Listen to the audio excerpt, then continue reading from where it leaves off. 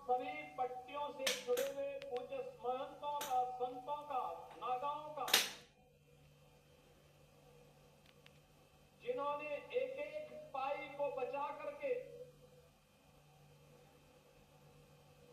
इस कथा मंडप के बारे में सोचा, क्योंकि अयोध्या धाम में अब जो भी आता है 2 जगह 3 जगह जाने में वह कभी चूकता नहीं। श्री राम जन्मभूमि में, श्री हनुमानगढ़ी में और सरयू मैया के घाट पे जाकर के मां सरयू का सानिध्य प्राप्त करने के लिए। अक्सर इस बारे में चर्चा होती थी कि हनुमानगढ़ी का भी अपेक्षित विकास होना चाहिए। अपनाइए।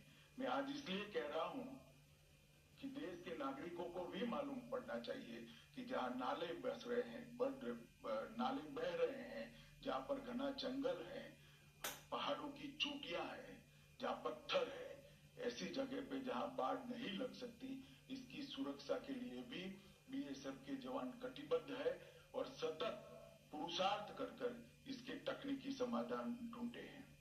बीएसएफ ने 1 दिसंबर 1965 से लेकर आज तक जो बीएसएफ का विकास हुआ है, लगभग 2,75,000 की नफरी के साथ थल, जल और वायु तीनों प्रकार के सुरक्षा के दस्ते बनाकर बीएसएफ दुनिया के सभी सीमा सुरक्षा बलों में सर्वोच्च स्थान पर खड़ा है।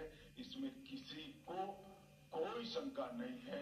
बीएसएफ आज अपनी भूमिका बहुत अच्छे तरह से निभा रही और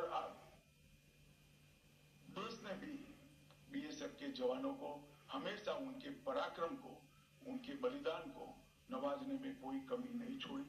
1 पद्म विभूषण, 2 पद्म विभूषण भूषण, 7 पद्मश्री, 1 महावीर चक्र, 6 कीर्ति चक्र, 13 वीर चक्र, 13 शौर्य चक्र, 56 सेना मेडल और 1246 वीरता के लिए पुलिस पदक बीएसएफ के जवानों को मिले हैं। वही बताता है कि एक बल इतने सारे पदक पर जब अधिकार करता है और सभी प्रकार के पदक पर अधिकार करता है तो उनकी निष्ठा कितनी अद्भुत होगी।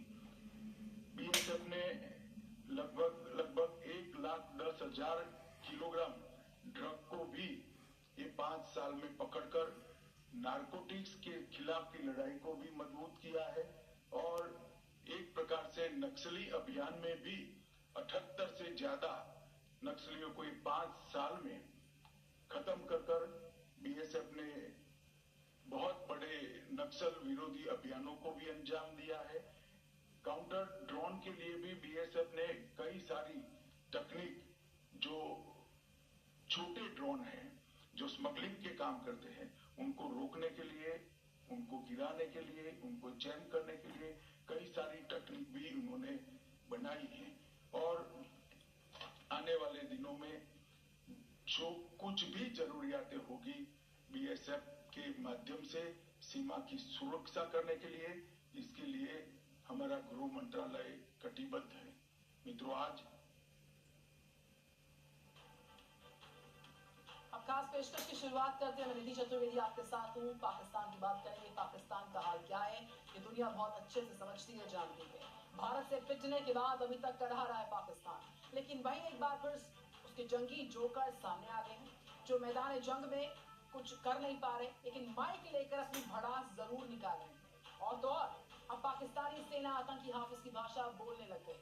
कैसे, जरा देखिए हमारी सुपर एक्सक्लूसिव रिपोर्ट में।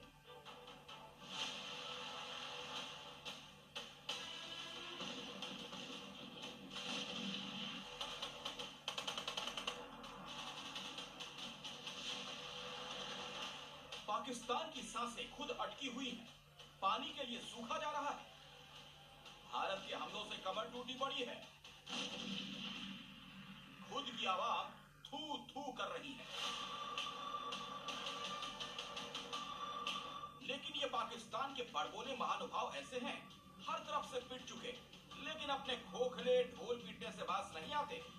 मसलन जरा इन शख्स को सुनिए, ये वही हैं जो ऑपरेशन सिंदूर के दौरान एक सबूत तक अपनी आवाम को दिखा नहीं पाए और अब बातें कर रहे हैं भारत की सांसें सुखाने की। पहले सुनिए और फिर हम आपको बताएंगे इसके पीछे की पूरी कहानी। तुम हमारा पानी बंद कर दोगे, हम तुम्हारा सांस बंद कर देंगे।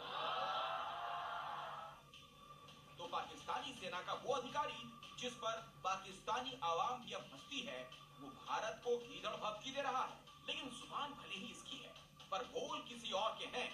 किसके, जरा ये सुन लीजिए।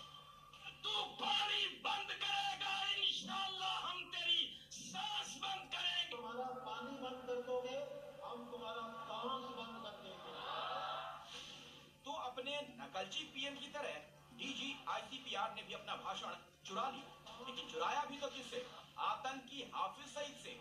यानी अब पाकिस्तानी सेना खुलकर आतंकियों की भाषा बोलने लगी है। अब करें तो आखिर करें क्या? खुद की जनता ही अब इनको एक एक कर एक्सपोज करने लगी है।